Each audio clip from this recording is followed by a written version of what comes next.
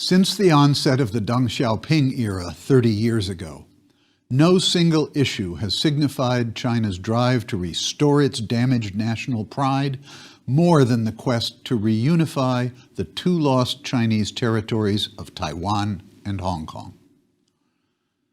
For more than 150 years, Hong Kong was a symbol of imperialist aggression against China. Seized by Great Britain at gunpoint after the Opium Wars, Hong Kong remained a British colonial enclave until 1997, when sovereignty finally reverted peacefully to China.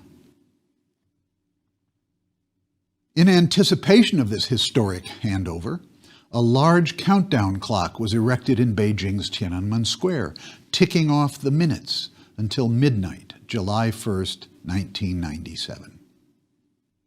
On that night, as 12 o'clock approached, tens of thousands of people in the square began counting down the seconds. And when the clock struck midnight, there was wild jubilation in Tiananmen. Meanwhile, in Hong Kong, when midnight struck, a government fireworks show lit up the famous waterfront harbor. And Chinese President Jiang Zemin was on hand to give a patriotic speech welcoming Hong Kong back to the bosom of the motherland. But outside, on the street, things were considerably more restrained. After 155 years of British sovereignty came to a close, no one was quite sure what to expect. Would the PLA come marching into Hong Kong? Would pro-democracy activists be arrested? In anticipation of possible incidents, several thousand international journalists joined crowds of local citizens and assorted others in a post-midnight vigil in front of the Legislative Council building in Hong Kong's Central District, which was the center of Hong Kong's politics. I was among the throng of humanity that night. I had brought a group of a dozen or more of my UCLA students to Hong Kong in the spring of 1997 to observe the transition, to record it, and to write about it.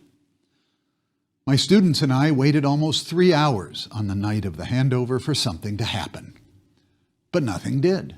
No jackbooted PLA troops, no political disturbances, and no arrests. Gradually, the crowds dispersed as people moved on to Hong Kong's myriad watering holes and all-night parties.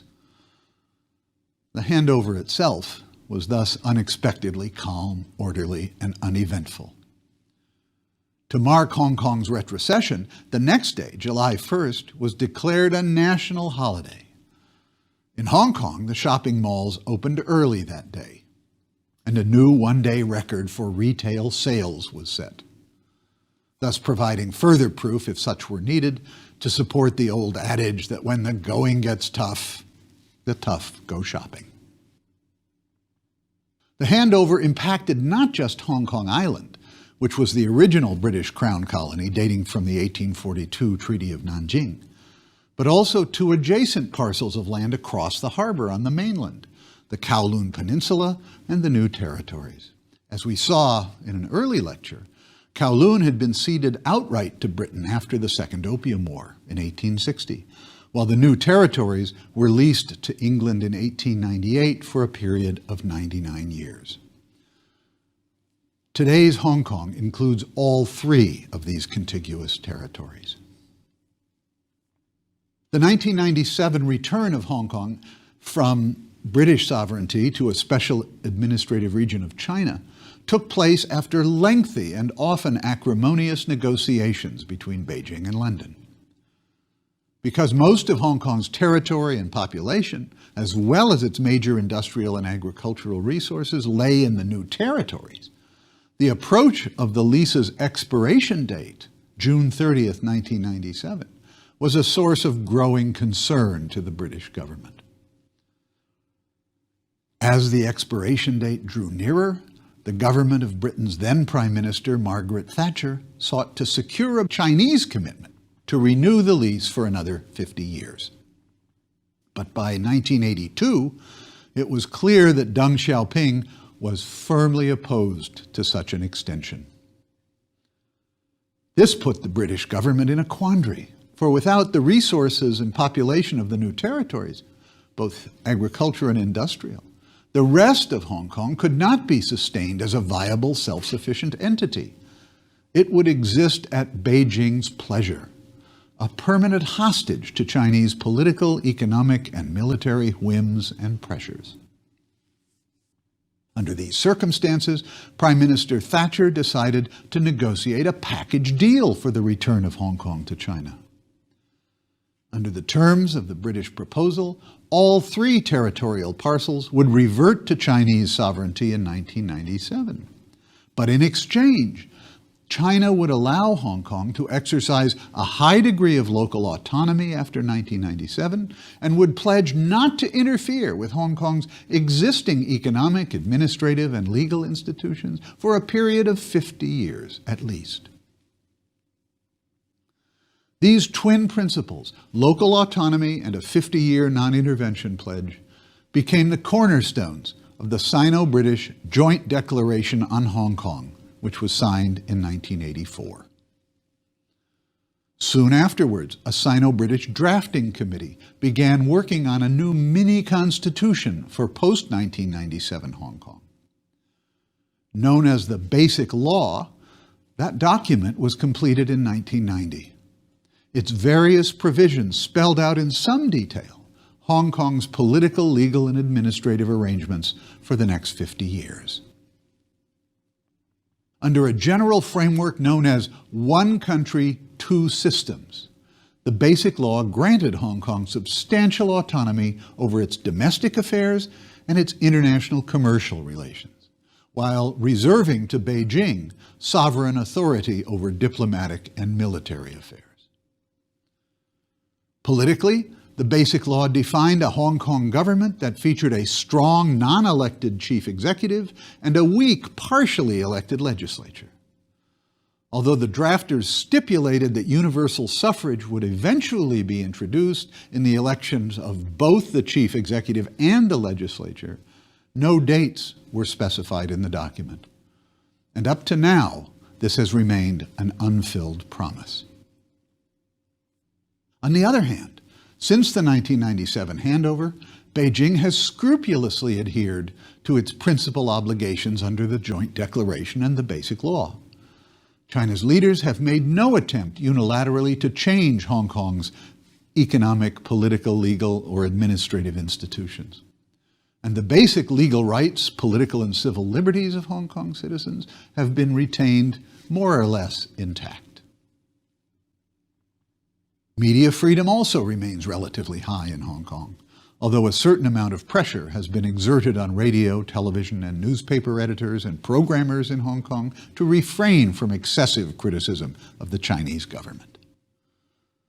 Still, for the most part, media censorship has been more self-imposed than externally coerced. In general, then, the principle of one country, two systems has worked out rather well in the Hong Kong Special Administrative Region, or SAR. Despite early fears that the handover would spell the death of Hong Kong, in most respects, it has been largely business as usual since 1997. The same cannot be said, however, for Taiwan. There, a sizable majority of citizens continue to oppose the island's reunification with mainland China under almost any circumstances.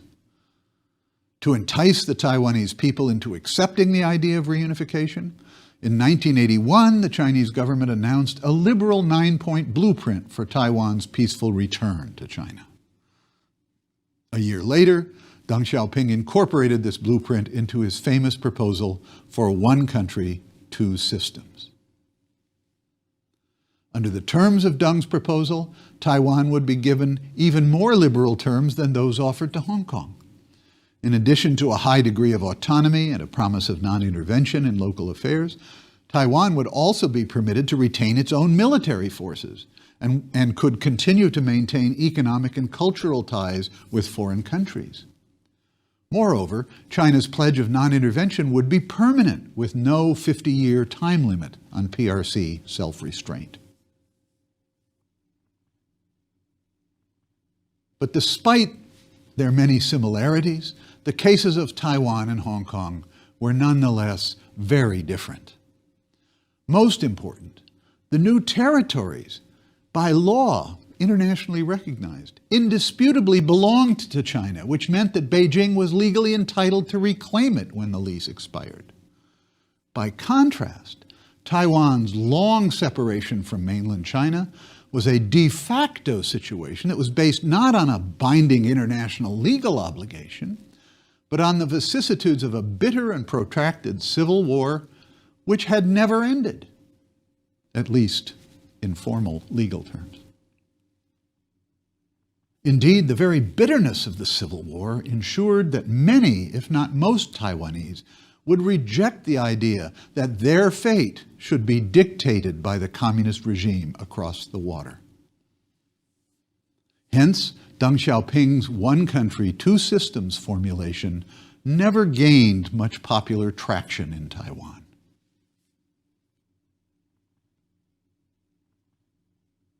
At the height of the Cold War, from the mid-1950s to the early 1970s, Taiwan received major U.S. development assistance, partly because of the Cold War. As a result, the island experienced a substantial economic miracle.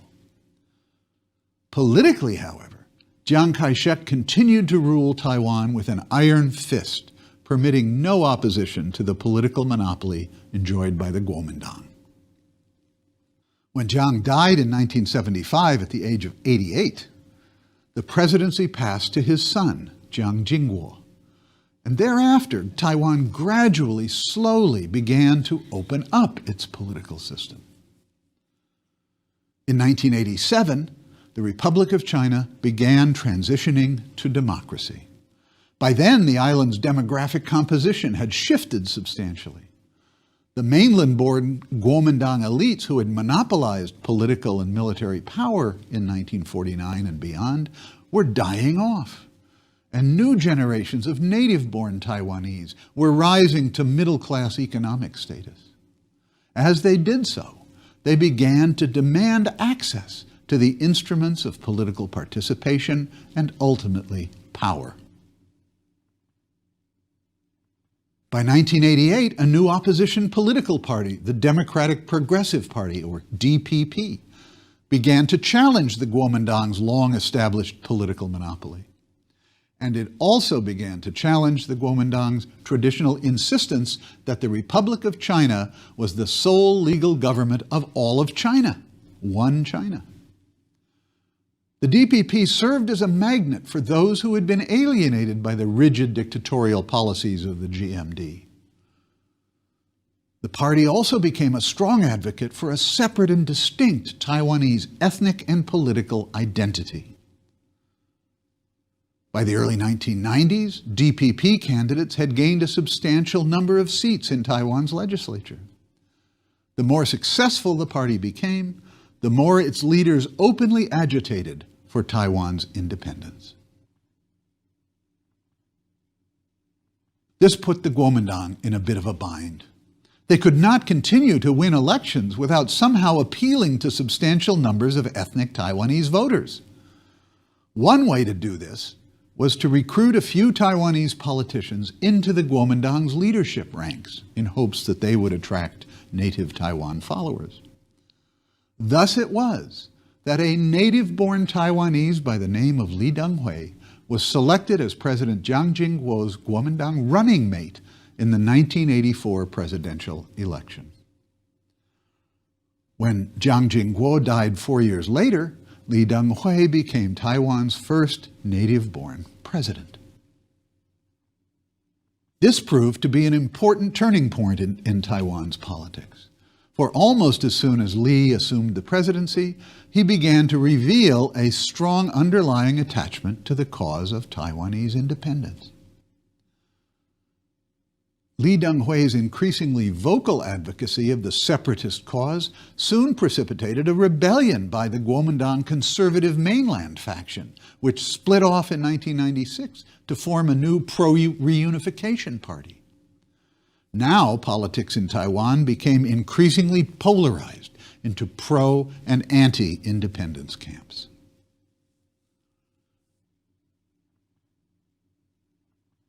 But even as pro-independence sentiment was growing in the early 1990s, economic forces were beginning to draw the two sides of the Taiwan Strait closer together.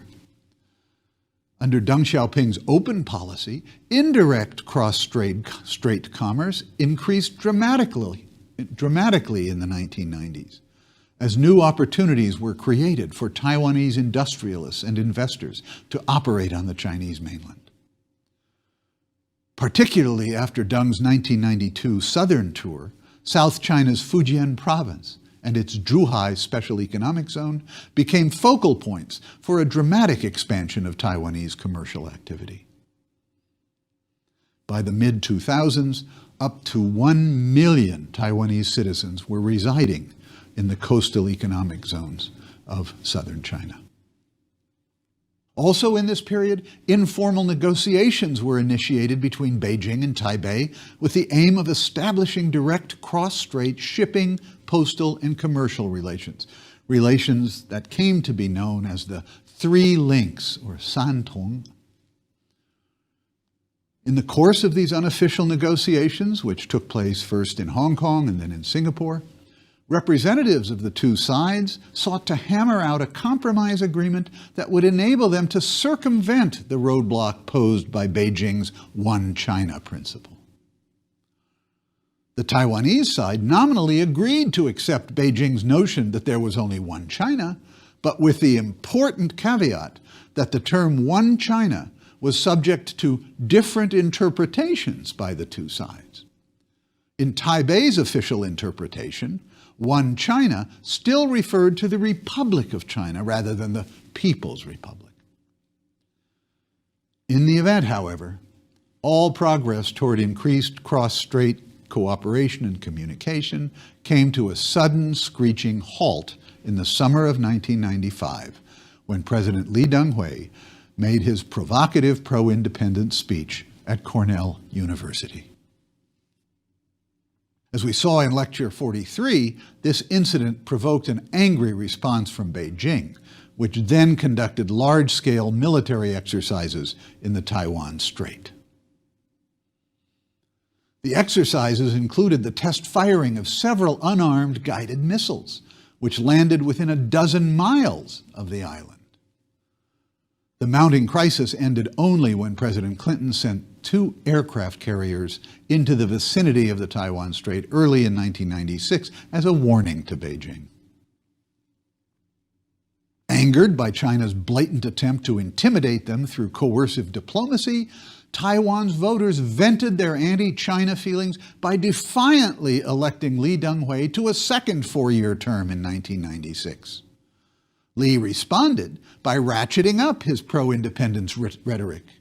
And by 1999, he was loudly and proudly proclaiming that Taiwan and China were 2 separate and distinct national states. Having failed to intimidate Taiwan's voters, Beijing's leaders now stepped up their efforts to deter Taiwan from declaring independence. On the eve of the island's 2000 presidential election, Beijing issued a harshly worded national defense white paper, which threatened military action against Taiwan unless the Taiwan authorities entered into early negotiations for reunification. This was followed shortly by a veiled warning from Chinese Premier Zhu Rongji, who stated that there will be no good ending for those involved in Taiwan independence. Once again, however, the attempt to intimidate Taiwan's voters had the opposite effect. This time it served mainly to rally support for the opposition DPP, whose presidential candidate in 2000, Chen Shui-bian, was an avowed supporter of Taiwan independence. Aided by a deep split within the Kuomintang between pro-unification and pro-independence factions, the DPP won the election of 2000. And for the first time in its 55-year history, the Republic of China on Taiwan had a non-Kuomintang president and a militantly pro-independence president at that. Relations between Beijing and Taipei remained deeply strained throughout Chen Shui-bian's 2 presidential terms. During his 8 years in office, Chen pursued a calculated strategy of gradually pushing the envelope of Taiwan sovereignty and independence. A key element in this strategy was Chen's persistent effort to revise the Republic of China's constitution and to rename the Republic of China as the Republic of Taiwan.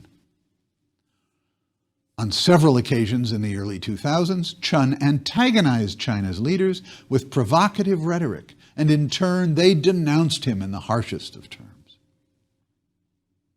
Meanwhile, in Washington, by 2003, President George W. Bush's foreign policy advisors had concluded that Chen Shui-bian was a loose cannon, a provocateur who, if left to his own devices, could wind up dragging the United States willy-nilly into a military conflict with China.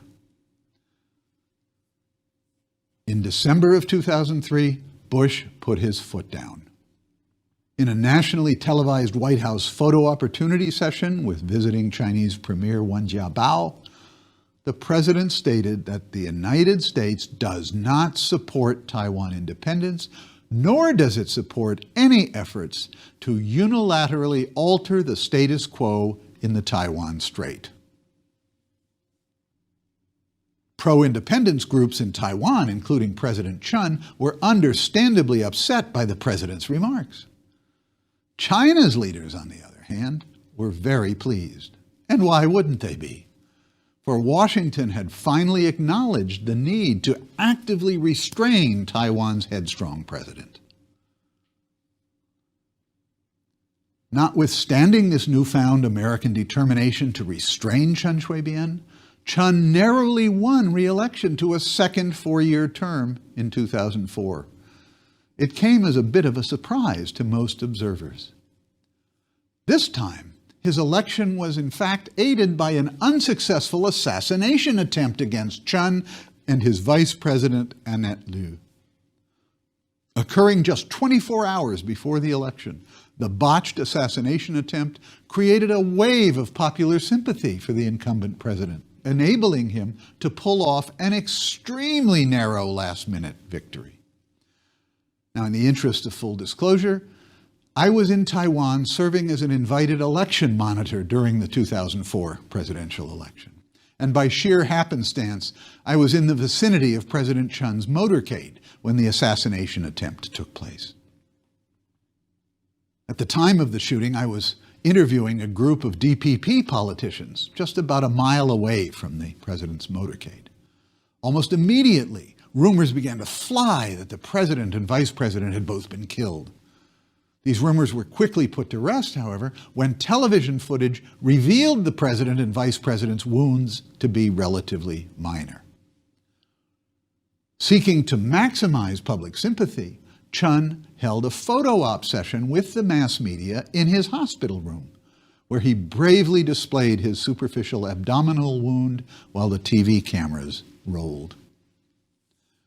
Meanwhile, at the headquarters of the opposition Kuomintang, angry people were raising allegations that the assassination attempt had been a fake, a hoax, a last-minute gambit devised by the Chen camp to avoid defeat in the election. Adding to the credibility of such suspicions, Taiwanese pollsters confirmed that at the time of the shooting, the Kuomintang candidate Lien Zhan enjoyed a lead over Chen Shui-bian of between 3 and 4 percentage points. But that lead evaporated within a few hours as a wave of last-minute sympathy for Chen enabled him to eke out the narrowest of victories. In the final vote count, just 0.1% separated Chen from Lien Zhan. Was the assassination attempt a fake, a hoax?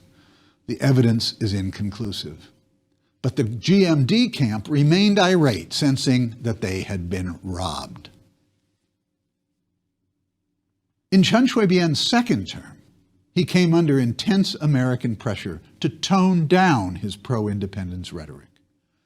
With the Bush administration now concentrating its attention on the war in Iraq and the global war on terror, Mr. Bush was in no mood to be dragged by China into a military showdown, with China.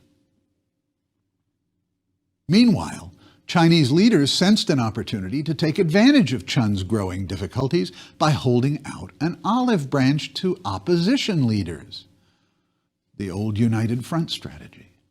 In 2005, Beijing invited the defeated Kuomintang presidential candidate, Lien Zhan, to visit mainland China. It was a major public relations coup for China as well as for the Kuomintang, and the party's approval ratings began to rise sharply among Taiwan's voters. In the wake of the GMD's successful cross-strait peace initiative, Chen Shui-bian's polling numbers declined sharply. Not only were the Taiwanese people growing weary of his provocative tactics, but there were also serious allegations of corruption involving members of the president's own immediate family, including his wife and son. And by the time the 2008 presidential campaign came around, Chen's approval ratings had dropped to an all-time low of less than 20%. In the March 2008 presidential election, the DPP candidate, Frank Xie, was dragged down by his association with Chen Shui-bian, much as John McCain was dragged down by his association with George W. Bush. Meanwhile, a re-energized Kuomintang fielded a formidable new presidential candidate, the young, charismatic, dynamic former mayor of Taipei City, Ma Ying-jeou. Ma Ying-jeou campaigned on a promise to work hard to improve relations with China. Specifically, he pledged to resume the long-suspended cross-strait negotiations on the establishment of the three links, that is, direct postal, commercial, and shipping ties across the strait. These talks, initiated in 1992, had been abruptly canceled in the wake of the 1995 missile crisis. The election itself turned out to be something of a landslide, as Taiwanese voters demonstrated their weariness with Chen Shui-bian's China-baiting tactics. Ma Ying-jeou defeated Frank Xie by a decisive majority of 58% to 41%. The magnitude of Ma's victory was widely interpreted as a mandate for repairing cross-strait relations. In a welcome change of tactics, mainland China's leaders carefully refrained from trying to influence the outcome of the 2008 election. Evidently, they had finally learned a lesson from their earlier heavy-handed efforts to coerce Taiwanese voters in 1996, 2000, and 2004. In each of those earlier elections, Beijing's bullying tactics had proved counterproductive, causing Taiwan's voters to rally around the flag of pro-independence candidates. In the aftermath of the 2008 election, there were audible sighs of relief on both sides of the Taiwan Strait, not to mention in Washington, where Ma Ying-jeou's victory was greeted with barely disguised satisfaction. Although the Bush administration had maintained a facade of strict neutrality in the election, there was little doubt that the administration strongly preferred Mr. Ma. And in Beijing, China's leaders could barely contain their glee. Within just a few months of Ma Ying-jeou's election, the atmosphere of cross-strait relations began to improve markedly. By the late summer of 2008, negotiations had resumed on the three links. In December, the first ever direct commercial flights between Taiwan and China were inaugurated. By the spring of 2009, cross-strait relations were more relaxed than at any time since the early 1990s. More than 3,000 mainland Chinese visitors were now arriving in Taiwan each day, a tenfold increase over the previous year. One clear sign of the improving atmosphere was Beijing's approval of Taiwan's application to gain official observer status in the World Health Assembly. It was the first time China had not stood between Taiwan and membership in an international organization. Although China has for now substituted the carrot of soft power for the stick of military threat, the ultimate goal of reunification remains Beijing's top priority. And if soft power fails to produce visible progress towards some form of political reintegration, hard power will remain an option. Though we cannot predict whether peace or war will ultimately prevail in the Taiwan Strait, one thing does seem clear. The state of play in cross-strait relations will be strongly affected by long-term evolutionary forces at work within China itself. Major changes are taking place in China's economy and society. In the next lecture, we'll take a closer look at these domestic changes, and we will see how they are serving to reshape China's national identity and self-image.